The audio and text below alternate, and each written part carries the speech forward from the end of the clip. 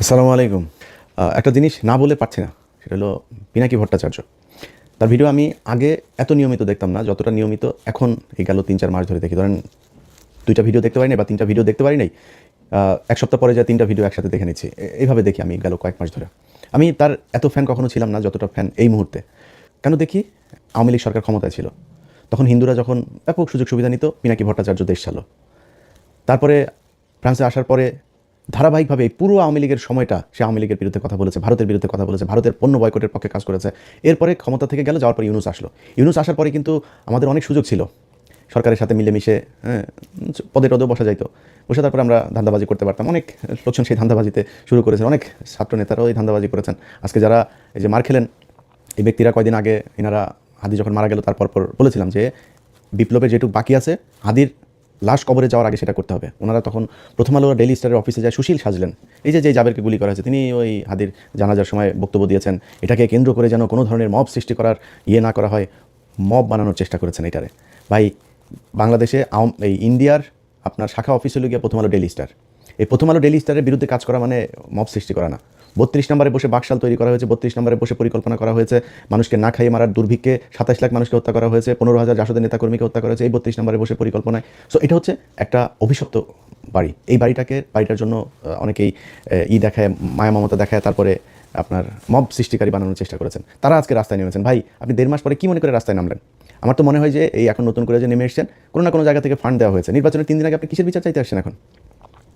৭ দিন নাই এই সরকার ক্ষমতায়, তাদের কাছে আপনি বিচারের জন্য এখন এসে নামলেন। এটার পিছনে একটা উদ্দেশ্য আছে। আমি সরকারের কাছ থেকে, পুলিশের কাছ থেকে যেটা শুনেছি, আওয়ামী লীগের লোকজন তাদেরকে টাকা পয়সা দিয়েছে, এখানে কিছু নেতাকে দিয়ে তারপর তাদেরকে বসাইছে।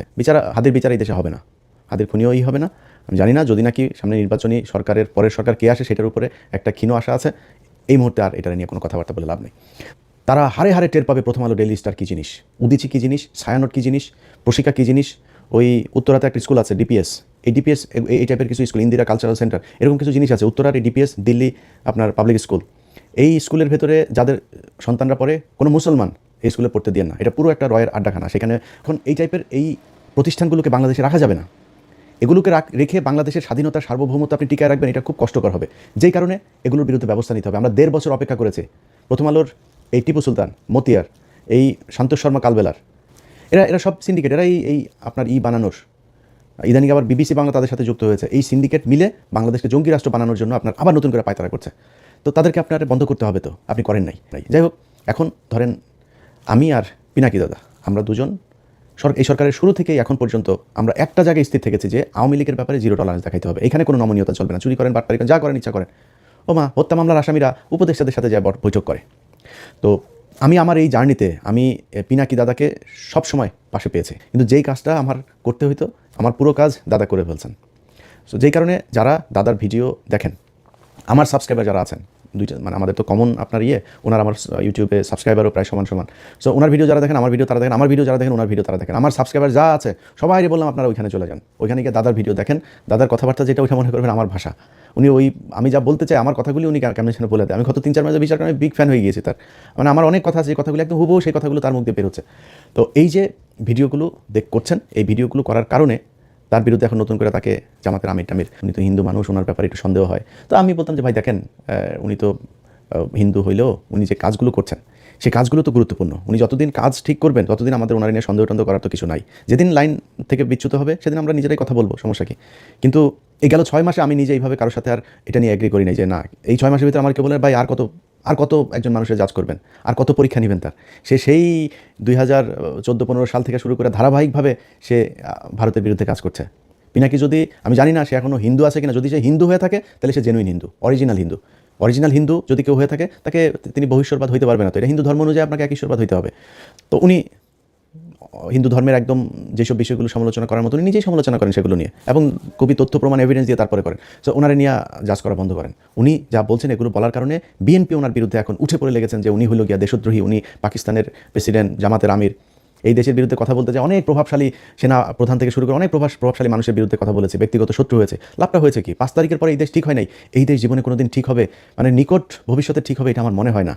যদি জামাত ক্ষমতায় আসে একটা ক্ষীণ আলো মানুষের মাঝে আছে, যদি না আসে সেই ক্ষেত্রে ভবিষ্যৎ অন্ধকার। তো এখন বিএনপির লোকজন সব ওনার বিরুদ্ধে লেগেছেন যে পিনাকি হইল গিয়া দেশদ্রোহী, পিনাকি তাদের বিরুদ্ধে জামাত ইসলামের টাকা পয়সা খেটে। ভাই পিনাকি কার কাছ থেকে টাকা খেয়েছেন ওই হিসাব আপনার নেওয়ার দরকার নেই। পিনাকি যেটা বলে সেটার কাউন্টার ন্যারেটিভ আপনার কাছে আছে। আপনার পক্ষে কাজ করে বিরিয়ানির দোকান থেকে টাকা খাওয়া মাল, তারপরে নানান ধরনের ডিজিএফআইয়ের ভাতাপ্রাপ্ত লোকজন, তারপরে আছে এরকম সব ধান্দাবাজগুলো একসাথে যা মিলেছে। এখন এইসব ধান্দাবাজ আপনি 2-4 কোটিও যদি নিয়ে পাশে বিরান, তো এটা দিয়ে কি পিনাকি ইলিয়াসের কাউন্টার দেওয়া যাবে? গেল না কেন? আপনার পক্ষে কথা বলে না কেন সেটা চিন্তা করেন।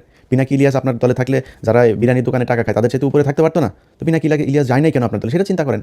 আপনার কাছে টাকা চেয়েছিল তো ফাঁস করে দেন। যদি টাকা চেয়ে থাকি, পিনাকিদা যদি টাকা চেয়ে থাকে, দেন দরবার করে থাকে, ফাঁস করে দেন, কোনো সমস্যা নেই। তারা টাকার জন্য চাইতেন, তারা কিছু জিনিস চেয়েছিল এই বিএনপির কাছ থেকে, বিএনপি সেটা করে নাই। সে বিএনপির কি যে আওয়ামী লীগের লোকজনকে আপনারা আনতে পারবেন না। ওনাদের এখন মিটিং মিছিলে সরাসরি ওপেনেই বলে আওয়ামী লীগ আমাদের ভাই, আওয়ামী লীগ আমাদের ভাই, ওদের মামলা, ওদের বিরুদ্ধে কোনো পুলিশ যদি হয়রানি করে থানা ঘেরাও করা হবে, এগুলো বিএনপির লোকজন বলছে সরাসরি। এগুলো আমাদের গালে জুতা মারার মতো অবস্থা, যেই কারণে তাদের পক্ষে দাঁড়াইতে পারি নাই আমরা, যে কারণে পিনাকিদা আজকে কথা বলে। কারণ পিনাকিদা যেই কথাগুলো বলে ওটার আপনার কাছে কোনো জবাব আছে?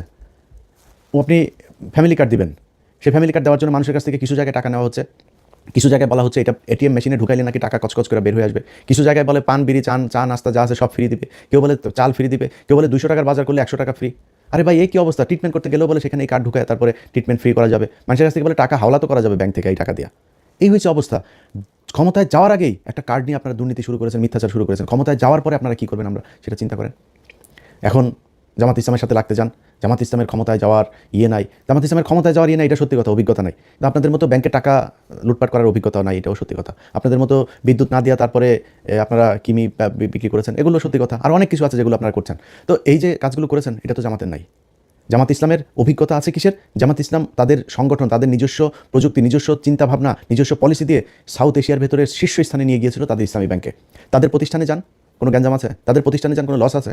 তাদের প্রতিষ্ঠানে কোনো বিশৃঙ্খলা আছে? নাই। সবগুলো প্রতিষ্ঠান সুন্দরভাবে চলছে। তারা এই প্রতিষ্ঠানগুলো যদি সুন্দরভাবে চালাইতে পারে তাহলে রাষ্ট্রটাকেও সুন্দরভাবে চালাইতে পারবে। তাদের ব্যাংক যদি এত সুন্দর হয়, আর সরকারি ব্যাংকগুলো প্রতি মুনাফা তারা টানাপোড়ানের ভেতরে আছে, সব সময় প্রতি বছরই বাংলাদেশ ব্যাংকে তাদেরকে আপনার দিতে হয়, পুঁজি দিতে হয়, না দিলে ব্যাংক বন্ধ হয়ে যাওয়ার মতো অবস্থা।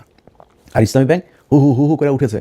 এই গেল 15 বছরে হাসিনা যখন এই ব্যাংকে নিয়েছে তখন আবার এটা লুটপাট শুরু হয়েছে, এটা নিচের দিকে অধপতন শুরু হয়েছে। আবার জামাত ইসলাম নিয়েছে, এখন আবার উপরের দিকে যাচ্ছে। তো তারা তো এই অভিজ্ঞতা দেখিয়েছে যে সৎ যোগ্য লোকজন দিয়ে কীভাবে তাদের প্রতিষ্ঠান পরিচালনা করা হয়, ওই লোকজন দিয়ে তারা রাষ্ট্র পরিচালনা করতে পারবে।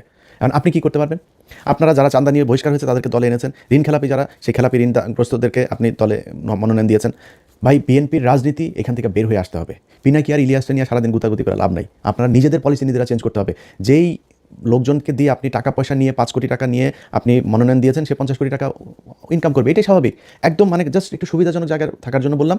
0.1% সৎ, একদম 99.9% একদম সব অসৎ। এই বিএনপিতে সব অসৎ। এখন অসৎ মানেই আবার এখানে আবার কিছু বিষয় আছে। বিএনপিতে বিশাল একটা সংখ্যা আছে যারা এন্টি ইন্ডিয়ান। বিএনপিতে অনেক ভালো কিছু মানুষ আছেন, ভালো মানুষের সংখ্যা কী সেটা আমি জানি না।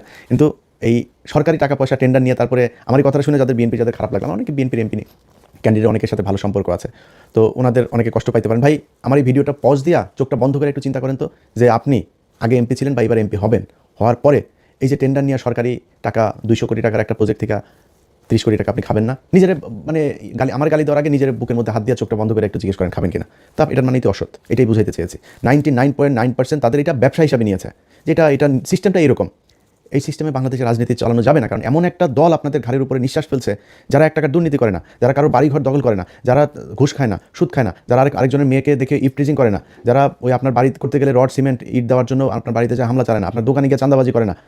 সেই দলটার সাথে আপনাকে কম্পিটিশনে থাকতে হলে আপনাকে ওইরকম কোনো একটা কিছু নিয়ে আসতে হবে। আগের পলিসি দিয়ে রাজনীতি করতে গেলে আওয়ামী লীগের সাথে নিয়ে না, আওয়ামী লীগের সাথে আরও কোনো দল যদি সাথে নেন সেগুলো নিয়েও লাভ নেই, কারণ সাধারণ মানুষ বুঝতে শিখেছে। ঘরের মধ্যে বসে একটা নারী ফোনের মধ্যে দেখছে যে একটা মেয়ে ভোট চাইতে গিয়েছে, তার পেটের মধ্যে লাথি মারা হয়েছে। আপনার ভোট দিবে সেই ব্যক্তি? আপনি জোর করে মানুষের কাছ থেকে আপনার সামনে ধানের শীষের মিছিলে যাবে, সেই ব্যক্তি ভোটের দিন দাঁড়িপাল্লায় ভোট দিবে, আপনি জিতে যাবেন? এত স্বপ্ন দেখা উচিত না। যাই হোক, আমাদের নিয়ে সমালোচনা না করে আপনাদের উচিত হবে এই নিজেদের সংশোধন করা। নিজেদের সংশোধন করলে আমার মনে হয় আপনাদের দলের জন্য ভালো হবে। সবশেষ সবাইরে আবারও বলি, পিনাকিদার ভিডিওগুলো, প্রতিটা ভিডিও যারা দেখেন না তারা গত 2 মাস ধরে কী ভিডিও করেছে পিছনে যায় ওনার চ্যানেলে গিয়ে তারপরে সাবস্ক্রাইব করে আসবেন। সাবস্ক্রাইব করবেন, যাদের মনে হয় যে যারা দেশের জন্য কাজ করে তাদের চ্যানেলে সাবস্ক্রাইব করবেন, তাদের পেজে ফলো দিয়ে রাখবেন। আশপাশের লোকজনকে নিয়ে ফোন দিয়ে তারপরে দাদার চ্যানেলে বলবেন যে এই ফোনটা দেন, ওর চ্যানেলে ইউটিউবে ঢুকে দাদার চ্যানেলটা খুঁজে বের করে সাবস্ক্রাইব করাই দিবেন। প্রথম আলোতে যদি 20 মিলিয়ন ইউটিউব চ্যানেলে সাবস্ক্রাইবার থাকে, ওইখান থেকে বের হবেন, বের হয়ে এসে দাদার চ্যানেলে ঢুকবেন। দাদা এখনও বিপ্লবের ঠিক জায়গায় আছে, এই জন্য দাদার এখানে যাইতে বললাম। ভিডিও দেখেন, দেখে ডিসিশন নেন ভোট কাকে দিবেন কাকে দিবেন না। সব ভালো থাকবেন, আল্লাহ হাফেজ।